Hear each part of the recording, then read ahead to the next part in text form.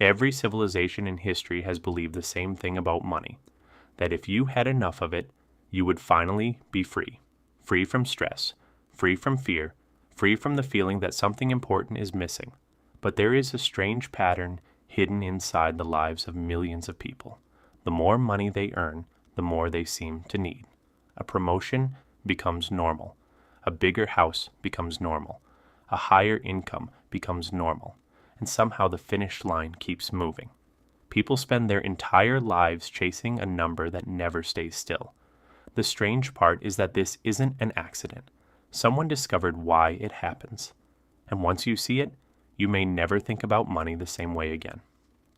In the 1970s, a psychologist named Philip Brickman became fascinated by a simple question.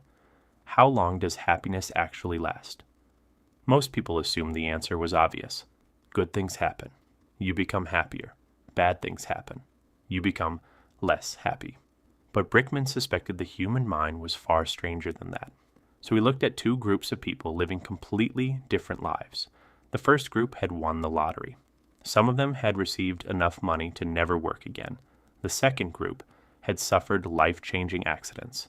Logic suggested the results would be dramatic. One group should be permanently happier. The other should be permanently miserable. But the results shocked almost everyone. After enough time passed, both groups moved surprisingly close to their previous levels of happiness. The lottery winners returned toward normal.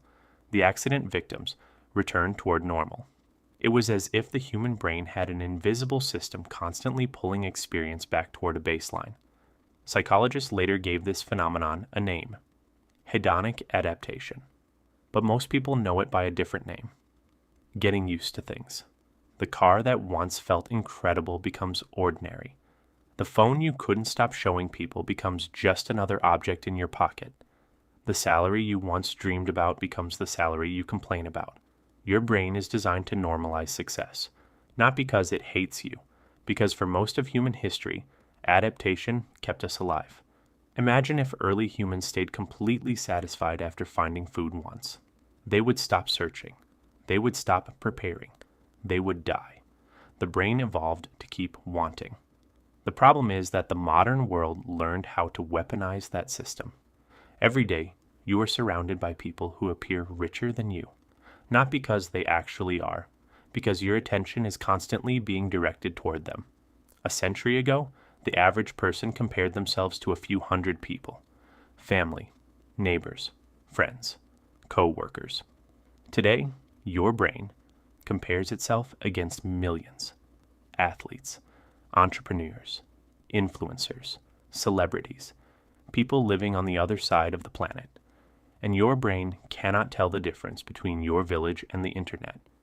To your ancient survival systems, comparison still feels local, still feels important, still feels like status.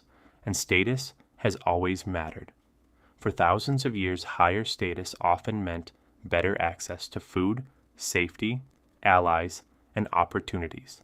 The human brain became extremely sensitive to where it stands relative to others, not absolute wealth, relative wealth. That is why earning more money doesn't always make people feel richer.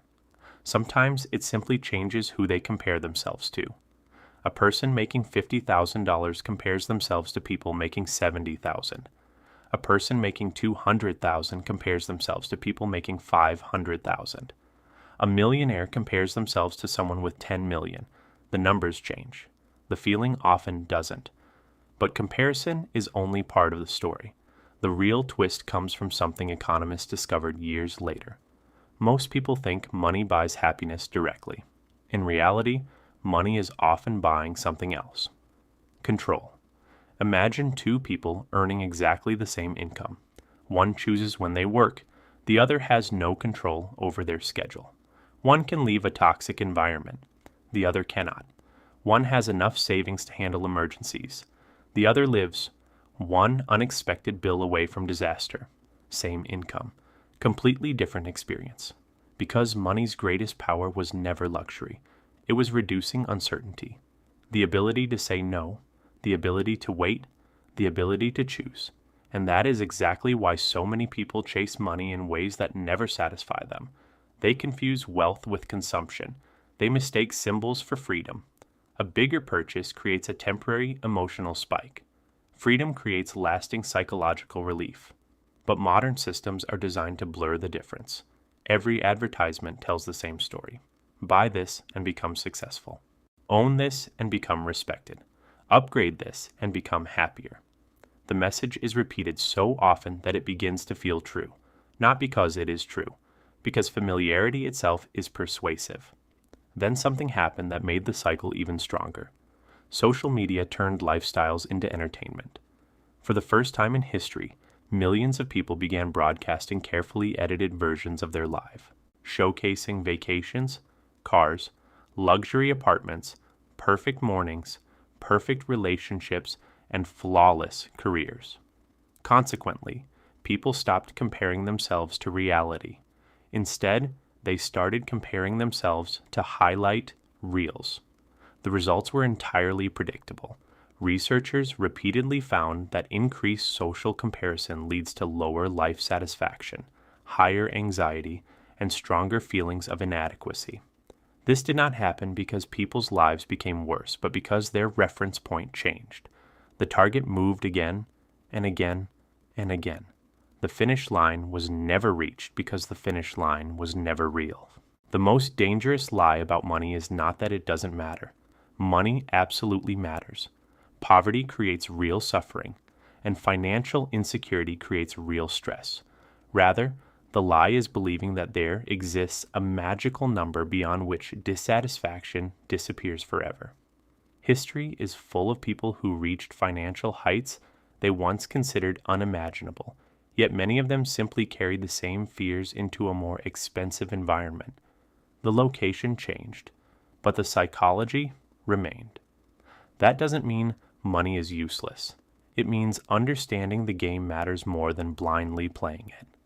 In reality, there are two different pursuits happening at the same time. One pursuit is endless. It demands more status, more validation, more comparison, and more proof that you are winning. That race has no finish line.